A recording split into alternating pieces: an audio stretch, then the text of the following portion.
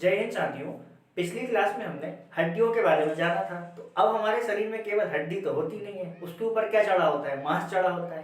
तो आज की क्लास में हम जानेंगे मस्कुलर सिस्टम यानी कि मांसपेशी तंत्र के बारे में। और बारिश की बूंदें भले ही छोटी हो, लेकिन उनका लगातार बरसना बड़ी नदियों का बहाव बन जाता है। ठीक उसी तरह हमारे द्वारा किए गए छोटे छोटे प्रयास हमारी जिंदगी में बड़ा परिवर्तन ला सकते हैं। अब हम समझते हैं मसल के टाइप के बारे में। तो ये 3 टाइप की होती है, कुछ नहीं है, एकदम सिंपल में समझो। ये मान लो हड्डी है और इसके ऊपर क्या चढ़ा हुआ है? मांस चढ़ा हुआ है। तो इसको कौन सी मसल बोल देंगे? स्केलेटल मसल बोल देंगे। अब आपने किसी का लीवर चुरा के ले आए, और लीवर चुरा के ले आए उसको किचन में क्या करके देख रहे हो? चाकू से काट के देख रहे हो। तो उसमें कोई हड्डी मिलेगी क्या? नहीं मिलेगी। तो कहने का मतलब ये कौन सी मसल हो गई? स्मूथ मसल हो गई, जो कि हड्डी से क्या नहीं होती? जुड़ी नहीं होती। और तीसरी मसल है कार्डियक मसल, यानी कि हृदय की पेशी, यानी कि हृदय जिन पेशियों से मिलके बना होगा उसको क्या बोलते हैं? कार्डियक मसल बोलते हैं। हालांकि इसको स्मूथ मसल में ही आना चाहिए, बट इसको अलग से जो है एक टाइप में डाल दिया गया। तो अब हम एक एक करके इनको डिटेल में पढ़ते हैं। स्केलेटल मसल, तो मैंने अभी अभी बताया कि ये हड्डी है मान लो, तो इसके ऊपर जो मांस चढ़ा होगा ना, वही कौन सी मसल होगी? स्केलेटल मसल होगी, यानी कि बोन से क्या होगी? ये जुड़ी होगी, अटैच होगी। फिर आगे वॉलेंट्री। वॉलेंट्री का मतलब होता है ऐच्छिक। ऐच्छिक का मतलब समझना। जैसे मान लो ये मेरा हाथ है, ये ऊपर क्या है? मेरी इच्छा नहीं हो रही इसको ऊपर करने की, तो मैंने नीचे कर लिया। नहीं करना भाई मुझे ऊपर, मेरी मर्जी। मान लो ये मैं चल रहा हूँ भाई साहब, ठीक है चल रहा हूँ, मुझे नहीं चलना, मैं यहीं खड़ा हो गया। भाई मेरी मर्जी, कोई ज़बरदस्ती है क्या? मैं यहीं खड़ा रहूँगा। तो ये क्या हो गया? ऐच्छिक हो गया, वॉलेंट्री हो गई। अब इसको स्ट्राइटेड यानी कि रेखीय मसल भी बोलते हैं। डायग्राम में देखो कैसी ये लंबी की लंबी दिख रही है, एक सीधी, बंडल की बंडल, तो इसलिए इसको कैसी मसल भी बोलते हैं? रेखित मसल भी बोलते हैं। फिर बात करते हैं कि इसको बोलते हैं मल्टी न्यूक्लिएटेड। क्यों ऐसा बोल रहे हैं? क्योंकि इसमें एक नाभिक नहीं होता, इसमें कई नाभिक होते हैं, इसलिए इसको क्या बोलते हैं? मल्टी न्यूक्लिएटेड बोलते हैं। अच्छा, अब ये मसल जो होती है ना, वो क्या होती है? थक जाती है। सिंपल, हम दिन भर काम हम करते हैं, शाम को क्या हो जाती है? हमें थकान, कि यार अब तो बहुत थक गए यार, अब इच्छा नहीं हो रही, अब तो सोने का मन कर रहा। तो ये मसल क्या होती है? थक जाती है। जब हम दिन भर काम करेंगे तो क्या होगा? इसमें थकान होगी। अगली मसल है स्मूथ मसल। स्मूथ मसल को हिंदी में बोलते हैं चिकनी पेशी। और ये कहाँ होती है? तो जितने भी हमारे ऑर्गन होते हैं ना, उन सब में होती है। जैसे कि लीवर हो गया, किडनी हो गया, हमारा पेट में जितनी भी मसल होगी वो कौन सी मसल होगी? स्मूथ मसल होगी। फिर आगे बात करते हैं कि ये कैसी होती है? इनवॉलेंट्री यानी कि अनैच्छिक। अनैच्छिक का मतलब इन पे हमारी इच्छा कंट्रोल नहीं होती। जैसे मान लो हमारा पेट अचानक से बोल पड़ा कि जब से तू पैदा हुआ है, जब से मैं खाना पचा रहा हूँ, आज मेरा मन नहीं है खाना पचाने का, तो आज मैं खाना नहीं पचाऊंगा। तो खाना नहीं पचेगा तो एनर्जी नहीं मिलेगी, सारा का सारा सिस्टम क्या हो जाएगा? गड़बड़ हो जाएगा। क्यों? क्योंकि हमारी इच्छा नहीं है खाना पचाने की। इधर से भाई साहब हमारा लीवर बोला कि मेरा भी मन नहीं कर रहा काम करने का। उधर से बोला हमारा हार्ट कि भैया मैं तो शुरू से ही धड़क रहा हूँ, मेरे को थोड़ा सा रेस्ट दे दो, ज़्यादा नहीं, मैं बस 2-3 सेकंड के लिए क्या मांगूंगा? रेस्ट मांगूंगा, बस इतना रेस्ट दे दो।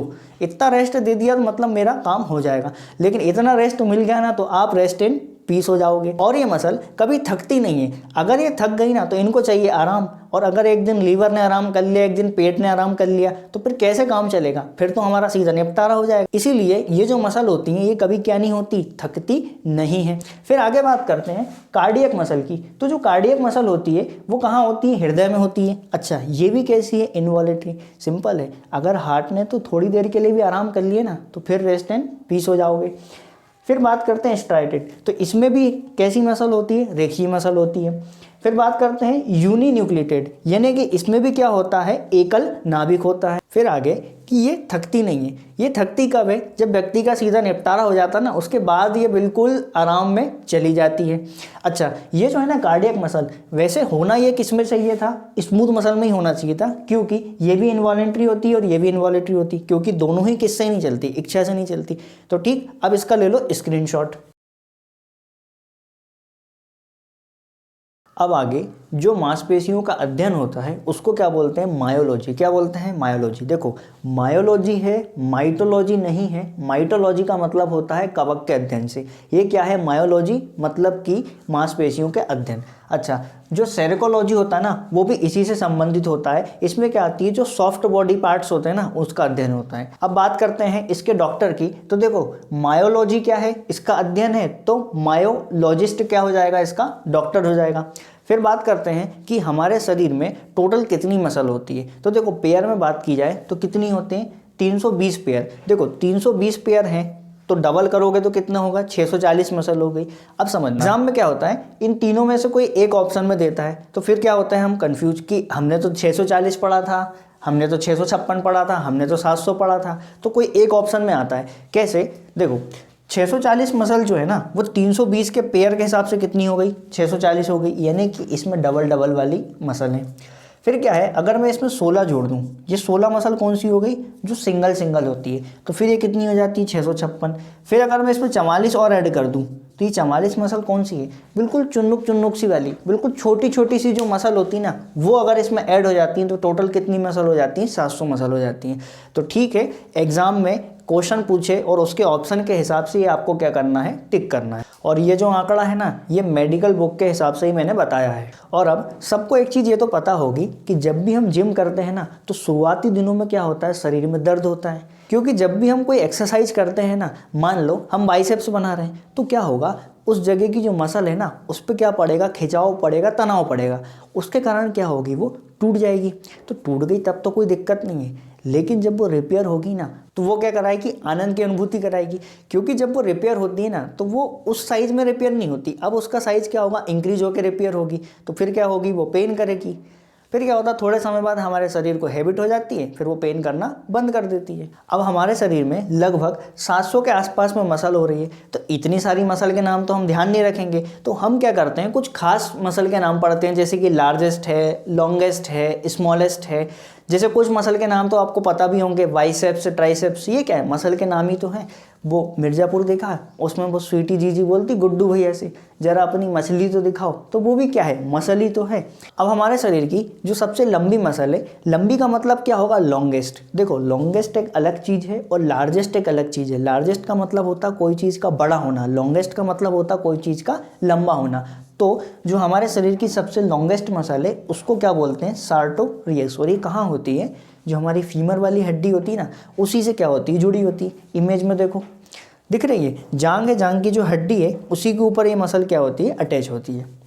फिर अगली है लार्जेस्ट, तो सबसे लार्जेस्ट जो मसल है उसका नाम है ग्लूटस मैक्सिमस। ये कहाँ होती है, जहाँ इंजेक्शन टोचा जाता है ना, बस वही मसल कौन सी होती है, ग्लूटस मैक्सिमस होती है। इमेज में भी देख सकते हो।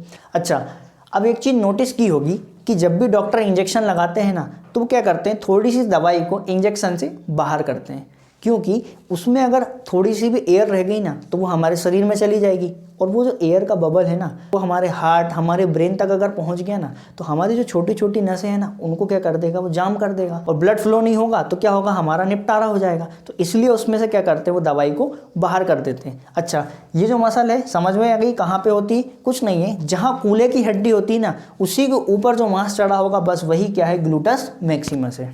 अगली मसल है लेसिटिमस, और ये हमारे शरीर की सबसे चौड़ी मसल है। देखो जो लोग बिल्कुल बाहुबली टाइप के होते हैं ना उनको देखना, ये पीठ में जो मसल होती है ना, देखो मैं कैमरे में अच्छे से दिखा नहीं पा रहा हूँ तो आगे तरफ मान लो ये वाले एरिया में जो मसल है, कहाँ पे, बैक साइड यानी कि पीठ में, डायग्राम में देखो तो ये जो मसल है ये दिख रही है साइज में कितनी चौड़ी है, तो बस यही मसल कौन सी है, लेसिटिमस है। फिर अगली मसल है मासेटर, तो ये जो है हमारे शरीर की सबसे मजबूत मसल है, और इसको जो है जॉ मसल भी बोलते हैं, क्योंकि ये हमारे कहाँ होती है, जबड़े में होती है। डायग्राम में देखो रेड रेड दिख रही है, यही क्या है, जॉ मसल है। अब यदि क्वेश्चन पूछे कि हमारे शरीर की सबसे मजबूत हड्डी कौन सी होती है, तो वो होती है फीमर। लेकिन अगर फेशियल बोन में पूछे ना तो वो होती है कौन सी, जबड़े की हड्डी, जिसको क्या बोलते हैं, मैंडिबल बोलते हैं। ये ध्यान रखना यहाँ से। अब अगर क्वेश्चन ऐसा पूछे कि हमारे शरीर की सबसे मजबूत मांसपेशी कौन सी है, तो फिर कौन सी होती है, तो वो होती है कौन सी, मासेटर यानी कि जॉ मसल होती है। सार्टोरियस नहीं लगाना है, समझ गए। अब यहाँ से तुमको एक चीज़ पता चल गई कि हमारे शरीर की सबसे मजबूत मांसपेशी कौन सी है, तो वो हमारे जबड़े वाली है। तो ऐसा मत करना कि कुत्ता तुमको काटे तो तुम उसको काट खाओ, कहो कि हमारा जबड़ा भी क्या कम मजबूत है, हमारा जबड़ा भी बहुत मजबूत है, तो ऐसा नहीं करना। अच्छा, फिर बात करते हैं आगे कि सबसे छोटी मसल कौन सी है। तो देखो हमारे शरीर की सबसे छोटी हड्डी कौन सी थी, स्टेपीज थी।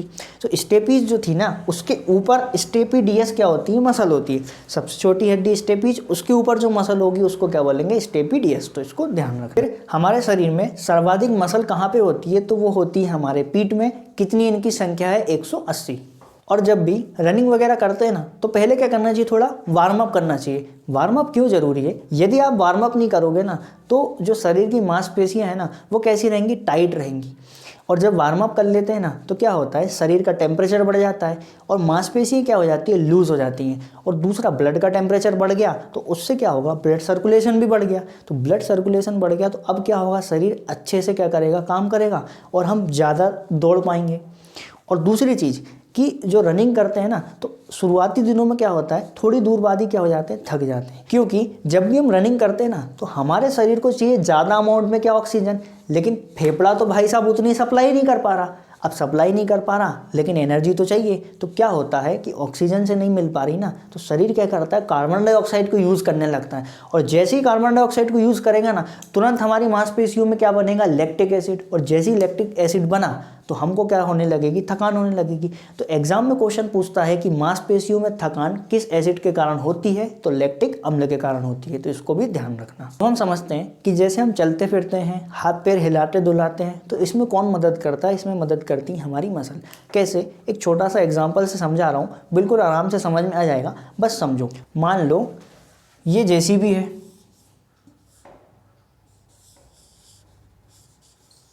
ठीक है, ये पीछे वाला भाग है, इसका लीवर है।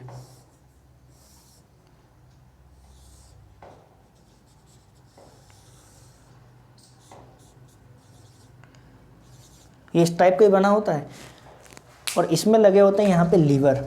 इसको कम ज़्यादा करने के लिए लीवर लगा होगा, इसको भी मूव कराने के लिए लीवर लगा होगा। तो समझना, ये जो लोहे का बना होता है ना, ये क्या होती है, हड्डी। ये हमारे शरीर में क्या है, हड्डी। इसका काम केवल क्या है, ढांचा देना, स्ट्रक्चर देना। और इसको जो मूव कराने का काम है ना, वो कौन करती है, वो करती है मसल। यहाँ पे जो ये लीवर लगे ना, यही क्या है, तुम्हारी मसल है। देखो जैसे मानो हड्डी जो है ना, वो ढांचा देती है। हड्डी में कोई मोटर थोड़ी लगी यहाँ पे कि ये हाथ ऐसे करके ऐसा उड़ गया फिर नीचे रिलीज हो गया, मोटर तो लगी नहीं है। यानी कि जैसे ये लगा ना हड्डी का, ये लोहे का खोखा, बस वैसे ही है। लेकिन इसमें जो लीवर जो लगा है ना, इसमें वो क्या काम कर रहा है, मसल का। तो ऐसी हमारी भी क्या होती है, इसमें मसल होती है। और मसल के कारण ही क्या करते हैं, हम हाथ पाँव को हिला डुला पाते हैं। देखो वो एक अलग चीज़ है कि कंट्रोल किससे होता है, ब्रेन से। लेकिन यहाँ पे जो हिलाने डुलाने में जो मदद कर रही है, जो एनर्जी बन रही है, वो तो मसल में बन रही है। अब हम समझते हैं कि मसल में आखिरकार एनर्जी कैसे बनती है। जो पेशीय संकुचन होता है उसमें क्या होता है कि कैल्शियम आयन और मैग्नीशियम के जो आयन होते हैं ना, वो क्या करते हैं, एटीपी को एडीपी में बदल देते हैं। और फिर क्या होता है कि ये जो एडीपी है ना, वो वापस किस में कन्वर्ट हो जाता है, एटीपी में। देखो कोई बहुत कठिन चीज़ नहीं है, सब आसान है। ताज उन्हीं के सिर पे सजता है जो गिरकर उठने की हिम्मत रखते हैं, बस उम्मीद जिंदा रखो। कोई लड़की के पीछे पागल है तो कोई पैसों के, मगर जिंदगी उसी की बनती है जो अपने सपनों के पीछे पागल है। सपनों से मतलब ऐसा नहीं है कि सर हमारे सपने में तो ऐश्वर्या राय आती है, अरे वो सलमान खान की नहीं, तुम्हारी क्या खाक होगी। सपनों से मतलब है वो जो तुम्हारे माँ बाप तुम्हारे लिए देखते हैं कि लड़का बड़ा होकर कुछ करेगा, और तुम्हारे खुद के भी तो होंगे कि हमको भी कुछ करना है, वो वाली बात है। अब समझो कि इसमें दो प्रोटीन होते हैं, एक एक्टिन होता है, एक मायोसिन होता है। कभी भी एग्जाम में क्वेश्चन पूछे कि मांसपेशियों में कौन सा प्रोटीन होता है, तो एक्टिन और मायोसिन दो प्रोटीन होते हैं। तो जो हमारी मसल होती है ना, उसमें क्या होता है, बैंड होते हैं दो, एक होता है डार्क बैंड, दूसरा होता है लाइट बैंड। डायग्राम में देखो दिख रहा है डार्क बैंड और लाइट बैंड।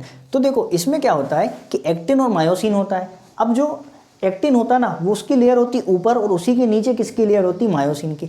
हम जब भी कोई फिजिकल वर्कआउट करते हैं ना, तो क्या होता है कि एक्टिन जो है ना, वो क्या होता है, पास में आता है, एक्टिन पास में आता है। और इस मायोसिन में जो ये बल्ब जैसी संरचना है उभारनुमा, उसको क्या कर लेता है, फंसा लेता है। और उसको क्या करता है, वापिस ये बैग जाएगा ना, तो उसको अपने साथ खींच के ले जाएगा। और फिर जैसे ही छूटेगा ना, तो वैसे ही क्या बनेगी, एटीपी बनेगी। कुछ नहीं है। गुलेल देखिए, ऐसी गुलेल को पकड़ना, ये मान लो गुलेल है, ये गुलेल है, गुलेल की जो रबड़ होती है ना, उसमें एक पत्थर फंसा, उसको खींच लिया और जैसे ही छोड़ा ना वैसे ही इसमें क्या बनी, एटीपी बनी। ऐसे ही इसमें क्या होता है, ये जो बल्ब है ना, ये बल्ब क्या होता है, ऐसा करके पीछे आ जाता है।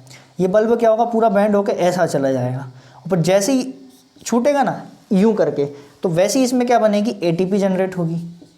अब इसको हम एक इमेज में समझ लेते हैं। इमेज में देखो, सबसे ऊपर जो है ना 1 नंबर डाला हुआ है, तो उसमें दिख रहा होगा ऊपर एक ब्लू कलर की लेयर है, उसको बोलते हैं एक्टिन, और उसी के जस्ट नीचे बनी हुई है रेड वाली लेयर जिसको बोलते हैं मायोसिन। अच्छा, जो मायोसिन है उसमें ऊपर बल्ब जैसी संरचना दिख रही है जहाँ पे लिखा हुआ है एडीपी लिखा है, ठीक।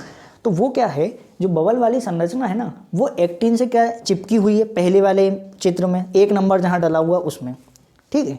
फिर 2 नंबर वाले में देखोगे ना, तो उसने क्या किया है, बल्ब वाली संरचना को क्या कर लिया, गुलेल जैसा खींच लिया। देखो 2 नंबर जिस जहाँ पे डला है वहाँ पे देखो उसने उसको खींच लिया।